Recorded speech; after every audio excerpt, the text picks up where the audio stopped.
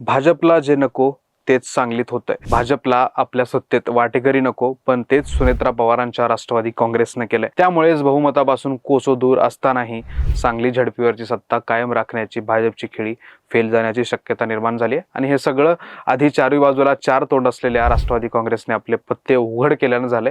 अध्यक्ष निवडीचा कार्यक्रम जाहीर होताच राष्ट्रवादीने भूमिका घेतली आहे। जिल्हा परिषदेच्या सत्तेचा फॉर्म्युला जाहीर केलाय। हा फॉर्म्युला म्हणजेच एक प्रकारे भाजपला दिलेला नकार असल्याचं म्हटलं जातंय। आता चंद्रकांत दादा पाटलांनी ही सावध भूमिका घेतली आहे। भाजपमध्ये गटबाजीने डोकं वर काढलंय। त्यामुळेच आपण या व्हिडिओत अध्यक्ष निवडीचा कार्यक्रम नेमका काय आहे, राष्ट्रवादीच्या भूमिकेने भाजप आता काय करणार, गोपीचंद पडळकरांचा गटाचा अध्यक्ष करण्यासाठी सुनेत्रा पवार भाजपला पाठिंबा देणार का, आणि जयंत पाटील हे करेक्ट कार्यक्रम करण्यापासून किती दूर आहेत हे जाणून घेणार आहोत। त्यामुळे हा व्हिडिओ शेवटपर्यंत नक्की पहा, मग कमेंट करून आपल्या प्रतिक्रिया नोंदवा। नमस्कार, मी ज्ञानेश्वर रेड्डी, तुम्ही पाहताय टीओडी मराठी। सर्वात आधी एक अत्यंत महत्त्वाची आणि ताजी बातमी म्हणजे सांगली जिल्हा परिषदेचा अध्यक्ष आणि उपाध्यक्ष निवडीचा अधिकृत कार्यक्रम आता प्रशासनाकडून जाहीर करण्यात आला। या कार्यक्रमानुसार येत्या 18 मार्चला बहुचर्चित निवड प्रक्रिया पार पडणार आहे। 18 मार्च रोजी सकाळी 11 ते 12 या वेळेत अध्यक्ष आणि उपाध्यक्ष पदासाठी उमेदवारी अर्ज दाखल करून घेतले जातील। त्यानंतर लगेचच दुपारी 12:30 वाजेपर्यंत दाखल अर्जाची छाननी प्रक्रिया पार पडेल।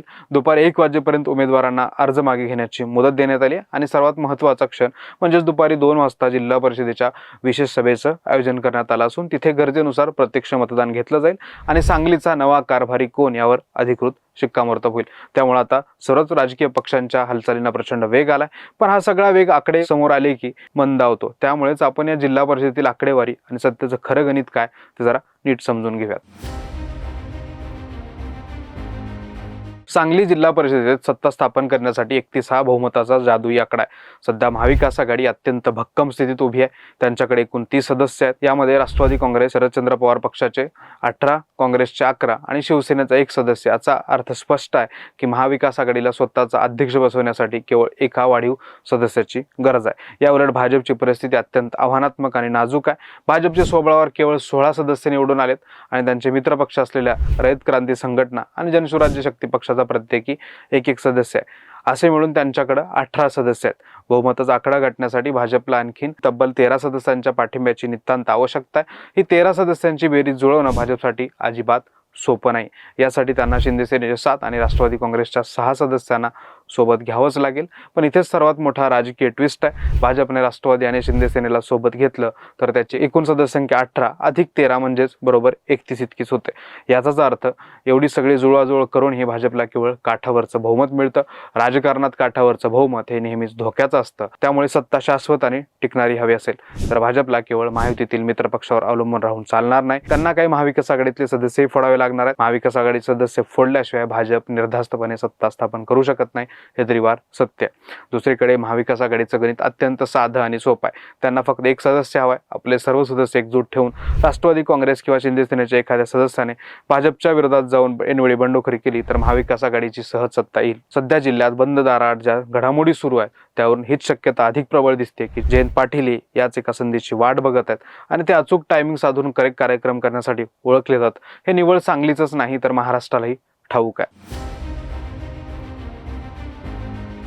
बंडखोरीच्या शक्यतेमुळे निकालानंतर लगेचच भाजपचे ज्येष्ठ नेते आणि सांगलीचे पालकमंत्री चंद्रकांतदादा पाटील यांनी अजितदादांच्या राष्ट्रवादी गटाच्या जिल्हा परिषद सदस्यांना व्हीपचं उल्लंघन करून कोणीही बंडखोरी केली तर थेट त्यांचं सदस्यत्व जाईल अशी कडक तंबी दिली आहे। राष्ट्रवादीच्या सदस्यांना चंद्रकांतदादा इशारा देत असल्याने राजकीय वर्तुळात त्याची खूप चर्चा झाली, पण राष्ट्रवादीने आपली भूमिका आणखीन गुलदस्त्यातच ठेवली आहे। आता मात्र मिरजेत झालेल्या बैठकीत राष्ट्रवादीच्या वरिष्ठ नेत्यांनी अत्यंत आक्रमक भूमिका घेतली।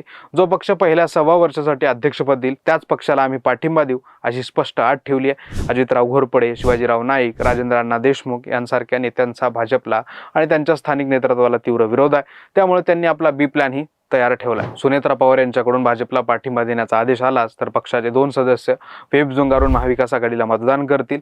त्यांच्यावर कारवाई होऊन निवडणुका लागल्यास त्यांना पुन्हा निवडून येण्याची जबाबदारी महाविकास आघाडीचे नेते घेतील अशी पक्की रणनीती आखण्यात आली आहे। शिंदे सेना ही भाजपसाठी डोकेदुखी ठरत आहे। शिंदे सेनेचे 7 पैकी 6 सदस्य आमदार सुहास बाबर यांच्या नेतृत्वाखाली निवडून आले। सुहास बाबर आणि भाजपचे आमदार गोपीचंद पडळकर यांच्या स्थानिक पातळीवर प्रचंड मोठा संघर्ष आहे। भाजपचे जे 16 सदस्य आहेत त्यापैकी 9 सदस्य एकट्या पडळकर गटाचे आहेत आणि नेते अध्यक्षपदावर प्रबळ दावा करत आहेत. पडळकरांना अध्यक्षपद मिळू नये यासाठी बाबर गट अत्यंत आक्रमक आहे. बाबर गटातील एखाद्या सदस्यानं जर भाजपला विरोध करत एक मत जरी महाविकास आघाडीच्या पारड्यात टाकलं तर पडळकरांचा आणि पर्यायानं भाजपचा मोठा पराभव होऊ शकतो. तसंच राष्ट्रवादी काँग्रेस आणि शिंदे सेनेच्या उमेदवाराचं महाविकास आघाडीसोबत निवडणूक पूर्व अंडरस्टँडिंग होतं. जयंतराव त्याचीच आठवण दोन्ही पक्षांना त्यांच्या स्थानिक नेत्यांना करून देत आहेत. कारण महाविकास आघाडीचा पाठिंबा मिळाला नसता तर स्वबळावर सत्तेत येण्यासाठी भाजपनं राबवलेल्या अत्यंत आक्रमक रणनीतीसमोर या दोन्ही पक्षाचा निभाव लागणं खूप अवघड झालं असतं. हेच अंडरस्टँडिंग सत्ता समीकरणातही प्रत्यक्ष उतरण्याच्या हालचाली सुरू आहेत.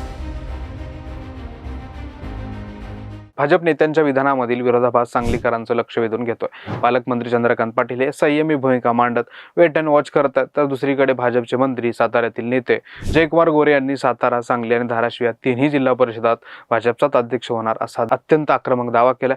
पण स्थानिक पातळीवरील सुहास बाबर यांची नाराजी आणि राष्ट्रवादी काँग्रेसचा 6 वर्षाच्या अध्यक्षपदाची मागणी पाहता भाजपची वाट अत्यंत खडतर आहे. इथे आणखीन एक गोष्ट ध्यानात घेतली पाहिजे. गोपीचंद पडळकर यांच्या राजकारणाचा महत्त्वाचा भाग हा पवार घराण्याला विरोध करण्याचा आहे. शरद पवार, अजित पवार यांच्यावर ते जहरीक टीका करण्यासाठी ओळखले जातात. आता अजित पवारांच्या निधनानंतर राष्ट्रवादी काँग्रेसच्या नवनिर्वाचित अध्यक्ष सुनेत्रा पवार या पडळकर गटाचा अध्यक्ष करण्यासाठी पाठिंबा देतील का हा खरा प्रश्न आहे. सध्या तरी त्याचं उत्तर नाही असं आहे. पण राजकारणात नेहमी 1+1 म्हणजे 2 होत नाहीये. थोडक्यात सांगायचं तर 18 मार्च दिवशी सांगलीच्या राजकारणाची पुढची दिशा ठरवणारा दिवस आहे. भाजपला 31चा आकडा गाठून महाविकास आघाडी सदस्य फोडण्याचं मोठं आव्हान पेलावं लागेल.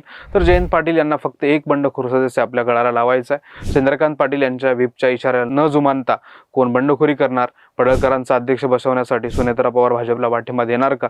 आणि सांगली जिल्हा परिषदेचा नवा अध्यक्ष कोण असणार? या सर्व प्रश्नांची उत्तर आता 18 तारखेलाच मिळतील. तुम्हाला काय वाटतं? जयंतराव आपला एक जादू आकडा मिळवण्यात यशस्वी होतील की भाजप सर्व अडथळे दूर करून स्वतःचा अध्यक्ष बसवणार? तुमचं मत कमेंट बॉक्समध्ये नक्की मांडा. हे राजकीय विश्लेषण आवडलं असेल तर व्हिडिओला आत्ताच लाईक करा, मित्रमंडळींना व्हॉट्सअप ग्रुपवर शेअर करा आणि आपल्या लाडक्या टीओडी मराठी चॅनलला सबस्क्राईब करायला विसरू नका.